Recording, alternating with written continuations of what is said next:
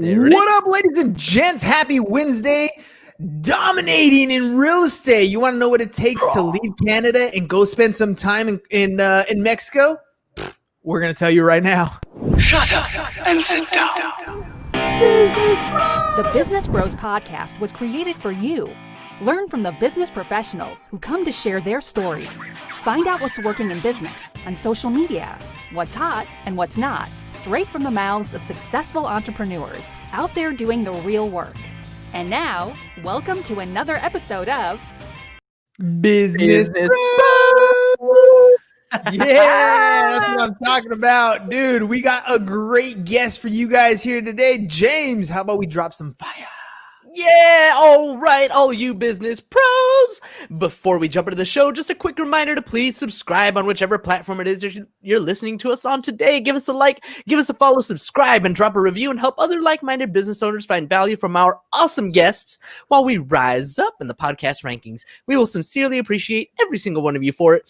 And if you want to be a guest on the show, we'd love to have you on and learn from you as well. Go to www.businessbros.biz/podcast guest to schedule your time slot. And don't forget to follow us on all of our social medias at Business Bros Pod. Ladies and gentlemen, we're so excited and so honored to bring another incredible guest to the Business Bros Pod.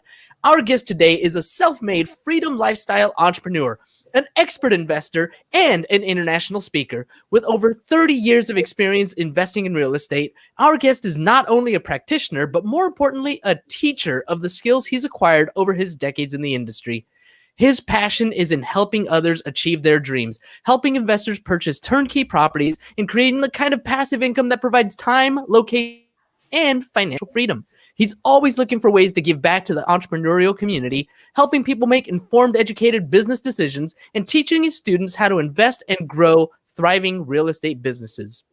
You will not want to miss today's show and this incredible guest. Joining us today from Calgary, Alberta, Canada, but he's not there today, the author of The Radical Real Estate Revolution. Welcome to the show, Mike Wolf.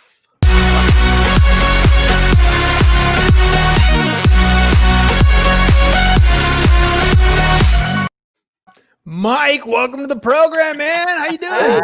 Great to be here. You guys are awesome. This is fun. I'm having fun already. We haven't even started. That's how we roll, man. We love to have fun. It's just a daily thing for us. Mike, first of all, tell the audience where you normally are and where you are today.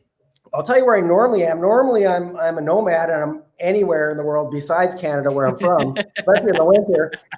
COVID put a bit of a monkey wrench in, and I actually went up to Canada for 7 months and was getting a little stir crazy. And then that white stuff started to fall from the sky that I know you guys don't see in San Diego.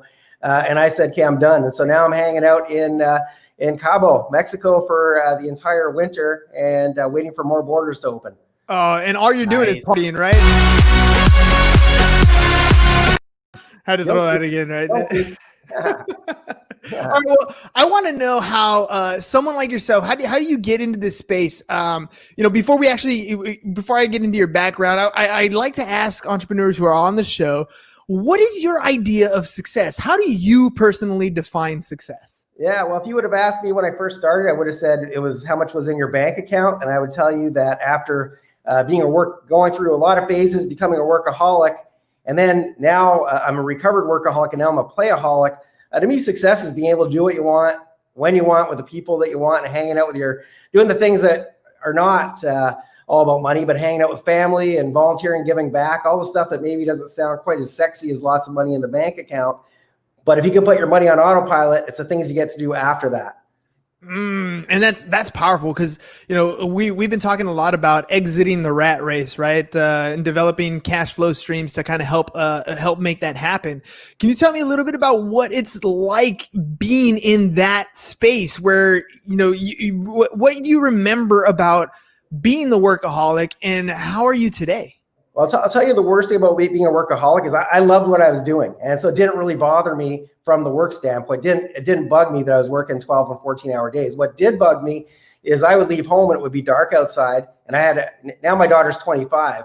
Like we go back 15 years ago when she was 10, I'd leave home, it would be dark out. I'd come home, it would be dark out, and I'd miss the entire day with her. And my business would have fallen apart back in those days had I taken too much time off. And now if we contrast that with today, I've got 2 grandkids. and I can spend as much time as I want with them, and the money keeps coming in. And so that it's much more fun being the playaholic. I'll tell you that. Well, how do you get there, Mike? How do you get there? Let's go back 15 years ago. You have that 10-year-old daughter. It's not like you didn't want to spend time with them. You just had stuff going on. Take me back to then and what was going through your life on a day-to-day? Well, my parents always brought me up, Mike, you're the guy, you got to be the provider. And so I always took that to heart, and I worked really, really hard. But I was a one-man show, and I know a lot of entrepreneurs, a lot of us are solopreneurs, and we go through that. And basically the only way I could make more money was to put in more hours and time. And then I realized, I actually, as a Canadian, I started investing in the US for the first time. And when I did that, I couldn't be at two places at the same time to collect my rent. So I had no choice but to get a property manager. That was my first employee. And so there's three phases that I find entrepreneurs go through, at least the ones that become successful. They start off as solopreneurs, then they kind of hit that brick wall where they can't trade any more time for money unless they don't want to sleep or eat.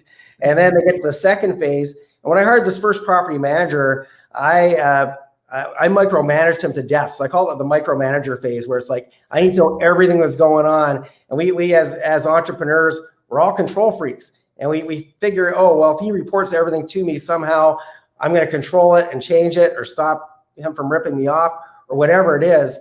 And then I remember there was one time where he called, one of my rules was you had to call me for everything. And I remember he called me on a Monday and I said, hey, at this one property, your fridge is broken. And I said, well, find out what it costs to fix it. If it's over a certain amount, let's replace it. And then he called me up like on a Thursday, different property, different appliance. And he asked me the exact same question. Hey, the appliance is broke. What should we do?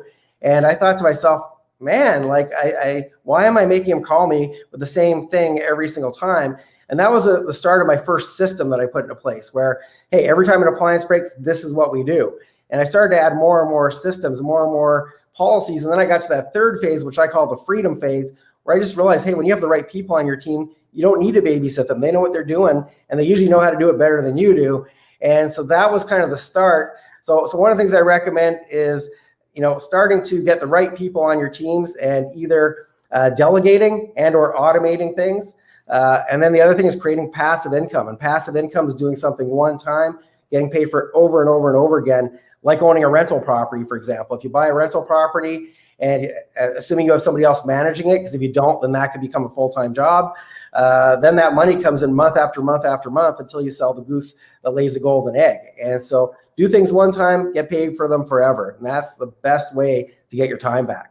Well, let's hover on the team part, right? Because you described a little bit about how you got your mind in the right set, right? Because let's face it, when you were talking about the micromanaging of people, that's because we as solopreneurs, we can't let go, right? I can do it better than anybody else. That guy's going to mess it up. He's going to run my name through the mud. I can do it right. I do it the right way every single time. How do you get to the point where you're going to let go of certain tasks? Like, it's one thing to say, yeah, implement a system. It's another thing to let go and realize that it's okay. It's not going to destroy everything. You still have control and can make changes, even though it's somebody else making these day-to-day operations.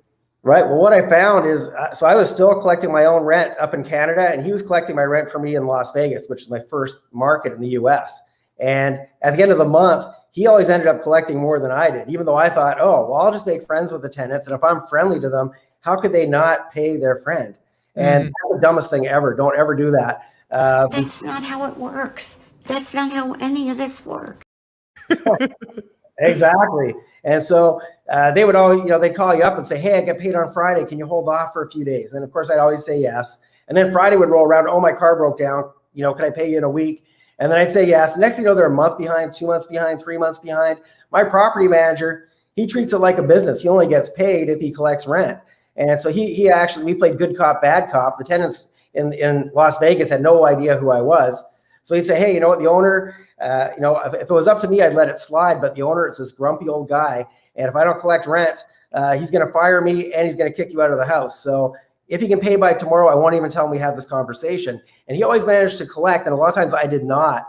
And so I realized, man, not only am I not as good as him, but why am I even, when I stopped micromanaging him, he was a lot happier working for me because he got to do his genius without me having to babysit him. And he started to do even better when I stopped bugging him and just let him do his thing. And so that totally changed my mindset around it. But yeah, I agree. Most of us entrepreneurs, the things we put out there, these are our babies, and you don't just let anybody handle your baby. But then you find out, hey, there's other people that will treat your business just as well as you do, and they're better at things than you are, even though you don't think so. Well, how about finding the right person, right? Because you could easily have had an opposite experience. You could have easily had a manager that was like, well, I don't know, man, hit up the landlord. That guy, I don't know what he's talking about. And instead of playing bad cop, it was, you delegated to him and he's delegating right back, or maybe he's not getting the right parts, or maybe he's forgetting to go pick up rent. Like, you could have had a completely different experience. What things are you doing and putting in place so that you find the right person for the right job? Yeah, well, these days we're pretty lucky, especially compared to 15 years ago, because these days, there's reviews on everything online. You can connect with other, for example, real estate investors and find out their experiences. But one of the things that I found over the years is that when you find one key player for your team, like if I find a really good realtor, A players hang out with other A players. You're not going to find a really top-notch realtor who's going to recommend a really bad property manager or vice versa. And I find getting one key person on your team, they quite often are associated with everybody else you need for your team. And so it's not as difficult as people think. The most difficult part is giving up, having a little bit of trust. And, if they don't do a good job, you can always, and I've had to, there's been times where I had people that started off good, and after a while, once they weren't hungry anymore, they didn't show up the way they used to. And they so sometimes you do have to replace people, but at some point, if you want to have a life and a lifestyle, you got to give up the reins at some point, or you can't scale. Well, let's pivot a little bit. All right, so let's talk about the real estate investing itself, right? There's a lot of people who are under the impression, man, I had a hard time buying my very first home. How do I get out there and start buying rental properties? I don't have the down payment. I don't have the cash. Like, which property should I go in? What city should I buy in? Do I buy here at home? I mean, there's a million ways to go. Where do I start? Exactly. And that's, when I first started, I actually, the reason I got into real estate was kind of by mistake. And I won't tell you the whole story or I'll take up the whole show, but I got into it by mistake, and I ended up back in those days, I was actually, I got my first degree. I was trying to pay off the student loan so I could afford to go get my second degree. I was going to go to law school. I was going to law school. And, basically I get a lot of people that come to me and say, Mike, I'd love to get started in real estate, but I've got no money. When I started, my net worth was negative 25,000 in student loan debt. And so when people say I've got no money, I say, man, I wish I started with no money. I was striving to get to no money. So there's a lot of strategies that require zero down. There's a lot of strategies that when they do require money, doesn't have to be your money. So there's different ways. What I recommend is getting a good mentor. I actually have a free ebook that I'm happy to share with your audience, but get somebody who's already been there and can show you the path. If I knew some of the stuff I know now 31 years ago, man, my life would have been so much easier, because I thought back in those days, okay, you got to save up a down payment, a certain amount of money. Then you have to qualify for mortgage and buy a property. And that's a long way to do it. You can certainly do it that way, but that's a long way to do it. Now there's things like tax deductions where I picked up properties, single family homes for like $7,000 that were worth $100,000. So you don't need to have a whole ton of money. And that $7,000 doesn't even have to be your own money. But there's strategies where literally you don't need a dime. But there are 101 different ways to make money in this industry. And so it's a matter of, getting with somebody who can show you the different potential ways to do it, and then figure out what's best for you, and then focusing on one thing. Because a lot of people, they have a tendency to get overwhelmed because they try, they say, oh, well, this tax deed thing sounds awesome. Oh, this subject to sounds awesome. Flipping sounds great. Wholesaling sounds great. And then they start 100 different things, but they never actually complete anything successfully. And so find one lane, stick with it, get successful at it, then hopefully build a team around it, let them keep running with it, making you money while you're not dealing with that. Then start your second thing and your third thing. But see it through from start to finish. That's my best advice, because so many people, they get overwhelmed because, like I said, there's a million and one ways to make money in this industry. What you said there was important. I hope the audience caught that, because what you were talking about is focusing in on one specific strategy, and then you kind of graze over it really quick. But you're like, then you build a system around that thing so you can move forward. So let's start with something. I don't know. It seems pretty popular right now, especially because of the way prices are in the real estate market. They're booming, interest rates are low, things are going crazy, especially here in San Diego. Inventory is like super low, right? There's wholesaling going on, right? You mentioned wholesaling, but let's define what wholesaling is, and then let's, for the audience sake, let's hypothetically go through a wholesale process so they know what it is, and then how do we build a system around wholesaling so that we can kind of walk away? Okay, well, first of all, let's define wholesaling, because I know a lot of people don't know what that means. And so wholesaling, basically you're finding a good deal and you're putting it under contract with what I call an escape clause. And what an escape clause is, it means that you're not going to be obligated to buy that property if you're in a position where you can't. So for example, a lot of people that do wholesale deals, let's go back to a zero down strategy. If you have zero money in the bank, but you have some spare time on your hands, you go find a good deal, put it under contract, once again, with a way to get out of the contract. For example, putting a clause that says subject to approval of inspection, or subject to approval by my business partner. And then what you're going to do is you're going to go find a buyer for that property. You're going to call up somebody like me and say, hey, Mike. So let's say you found a property in San Diego for $500,000 and it's worth $600,000. And I'm just going to make up round numbers here.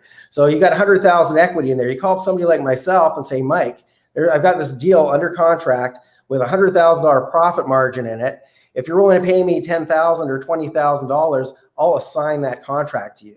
What that means is you're never actually buying that home. You're just putting it under a contract. You're finding a buyer who wants to run with that deal. You get paid whether I'm successful with that or not. If I go and I totally botch the deal and lose money, you still, if you charge me $20,000, you get to keep that $20,000. You get paid early on, long before I've got to go and maybe fix the property. I got to go market the property. You've already been paid. So that's how a wholesale deal works. But once again, when I talk about putting systems in place and having somebody who's experienced teaching you the ways, well, what if you take that up a notch? What if you put that on steroids? And instead of calling me and saying, hey, Mike, I've got this $100,000 deal. If you give me 20, I'll let you run with it and keep the 80. What if instead you said, hey, Mike, I've got this $100,000 deal. Will you be my money partner? If you put up all the money, we'll split the profits 50-50. Now we go and sell the property. We make $100,000.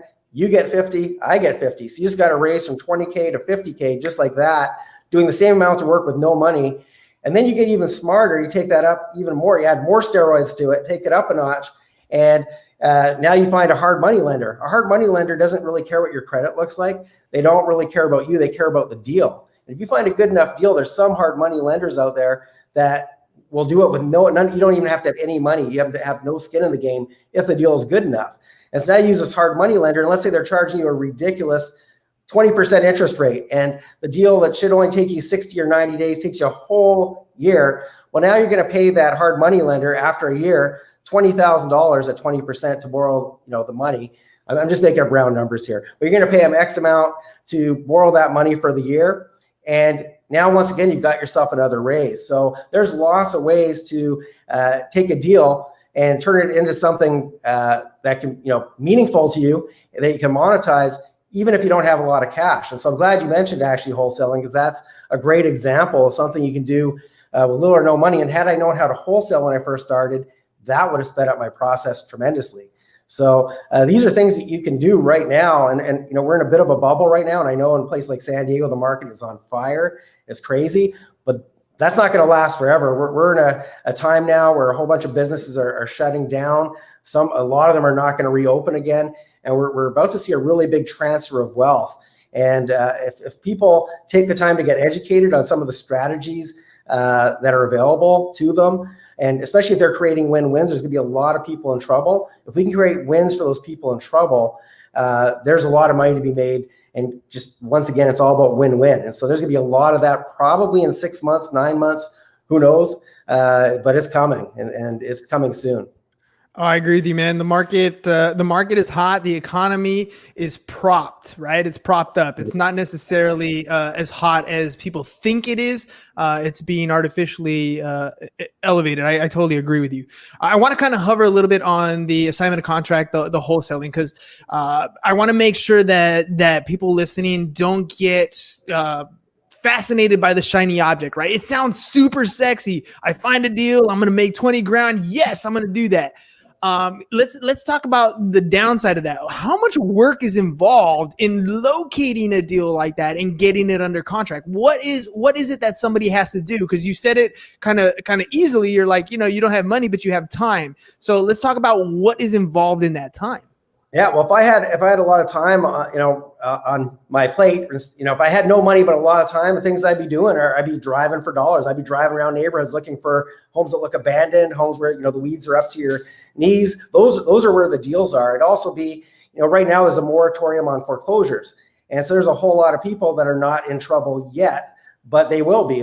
If people are losing their jobs, that money's got to come from somewhere to make that mortgage payment. Right now, they don't have to make the payment. The government's sending people stimulus checks, etc. But that's not going to last forever. We all know that. And so, there's one of my favorite strategies, and I talked about it a little bit earlier, is tax deeds. And what a tax deed is when somebody hasn't paid their property taxes in a number of years, the county needs that money for keep their hospitals, their schools, etc. open. And so my favorite auction, there's one that takes place normally on the first Tuesday of every month in Houston, Texas. And that auction's been shut down now for 6 or 7 or maybe even 8 months. And normally in any given month, hundreds, 500 to 1,000 homes might change hands at this auction. So now, imagine it open up next month. So now they're behind by thousands and thousands of properties, plus all the properties that didn't get foreclosed on. So they publish a list. And that, to me, most people take that list and they go to the auction, and that's fine. There's money to be made there. But when you take that list and you go and track down these people before they lose their home, that's called a pre-foreclosure. And if you have a solution for those people and say, hey, I can help stop the foreclosure, or hey, why don't we do a joint venture? I'll help you sell your home so you can get something instead of nothing, or I'll give you money. I know you don't have a whole lot of equity. I'll give you some cash to help you with a damage deposit and several months rent, money for food, help you get back on your feet in exchange for, letting me have, deal with the property. There's a lot of different ways to make money at the same time be helping people. And like I said, these lists, to me, that's a list of people in trouble, and it's given to you on a silver platter. So if you have the time to actually go and either show up on those people's doorsteps and have a solution for them, or send them some sort of marketing materials, get on the phone with them, whatever it takes. If you have the time, there's a lot of money to be made. And if you're not successful with the pre-foreclosure, then you go to the auction, or better yet, you do what I do and you build a team that goes to the auction for you. And then there's a third strategy that comes from it. I call this a trilogy of the trifecta, actually, is what I call it, real estate. The first is the pre-foreclosure. If you can't help them there, you go for the foreclosure. And then there's a little known strategy called overages that very few people know about. And at the auction, let's say the opening bid is $5,000. Let's say the home sells for $50,000. That first $5,000, that belongs to the county fair and square. That's the back taxes. The additional $45,000, that belongs to the previous homeowner. And most previous homeowners have no clue about this money that's owed to them. And the government makes very little attempt to contact them to let them know. And so a really cool strategy is you go and you track down these people, say, listen, I know somebody owes you $45,000. And if you're willing to give me 20, 30, 40%, whatever you negotiate with them, if you're willing to give me a piece of that, I'll do all the paperwork. I will go through the process and retrieve that money for you. And you only pay me if I'm successful. Once again, that requires very little money. You might have to pay for a list. You might have to hire a skip tracer to track down these people because they're not in the house anymore. But it requires very little cash. And once again, very, very lucrative. So once again, it's all about educating yourself on the different things you can do and then just putting in the time to do it. Or in my case, delegating all these things to other people to do, and you can make money once again passively once you set this up. Dude, I've never heard of the overage one. That was a new one for me. But the whole pre-foreclosure and shopping people, those are awesome strategies. Right now, you were talking about a list, but we live in the 21st century. There's a huge list online. It's called Zillow.com, right? We can literally look up and you don't even have to waste gas money, right? We have this other thing called Google Earth, right? Where you can drive by, literally, it'll tell you even in the corner, it'll timestamp when that picture was taken. So you could literally do your shopping via a combination of Zillow and Google to figure out which properties you want to go after. Absolutely. Right. And so there, the opportunity that you're talking about here is not just in creating lists and going out and shopping, but it's picking up the phone and tracking people down and placing an offer. I think the offer sometimes freaks people out. What's the contract? How am I tied in? Can you kind of hover on the contract part itself and kind of ease people's tension as to that process? Yeah, well, here's what I would do. If I was working in a specific market, I would probably get to be friends with an attorney or a title company and say, hey, listen, this is a strategy I'm looking to do. Can you tell me exactly what you want this to look like? So when I send the deals to you, it makes it easy for you. And if you word it that way, most of them are happy to give you that information for free because you're telling them, hey, I'm going to be sending you business. So how do I need to make it look to send you business? And quite often when you tell them, hey, this is what you want to do in this market, they'll start sending you deals without you even having to find, like they'll actually start referring stuff to you. And so it's really important to, don't let that stop you. If this is going to change your life financially, don't let these little things stop you. And I know a lot of people do. They find that to be a really big hurdle. There's people that will show you how to do that. It's not that complicated, and it doesn't have to be a big fancy, what the realtors use, a 30-page contract. It could be, I have a turnkey operation in Atlanta. We sell properties that are already, we fix them, put tenants in place. We sell these rental properties to investors around the planet, and our contract is three very short pages. So it doesn't have to be really complicated. A lot of people, they get caught up in the little things. I see people that they're stuck because they can't make it because they're trying to make their own website. Like, stop doing that stuff. Delegate all the stuff that you shouldn't be doing and focus on the stuff that makes you money. And there's other people that can fill in the blanks for you. So if the only thing if you find a good deal, the only thing stopping you is a contract, call me. I'll walk you through the contract. We'll do the deal together. I don't care. But the bottom line is there's going to be so many deals out there. And I was just mentioning one, just a list, because that's one of the things that I've done for many years. But there's Facebook Marketplace, and there's Craigslist and Kijiji. There's a million different ways to find distressed sellers. And think about it right now. A lot of landlords are struggling to collect rent because tenants, you can't boot out tenants. And for somebody like myself, we have really good systems in place. We are getting rent, but a lot of people that are managing their own properties are not getting any rent. So if you look at a rental website of landlords, a lot of them are really fed up right now. And they're very, if you said, hey, what, are you thinking of maybe selling it? They don't want to deal with any more. They don't want to deal with any more tenants. And so there's a million and one different ways to find deals. And if you're willing to put in the time and, just get out there and get on the phone, it's not that difficult, and it's going to get easier as we get further and further into this COVID thing. All right. Well, I want to know, you have talked about finding a mentor and finding people who can help you out. So, first of all, let people know how they can get a hold of you, especially for our listening audience. What's the best way to get a hold of you?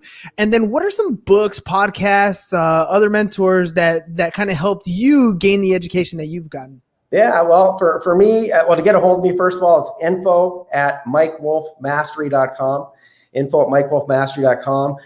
Everybody should read the book Rich Dad Poor Dad by Robert Kiyosaki and Cash Flow Quadrant.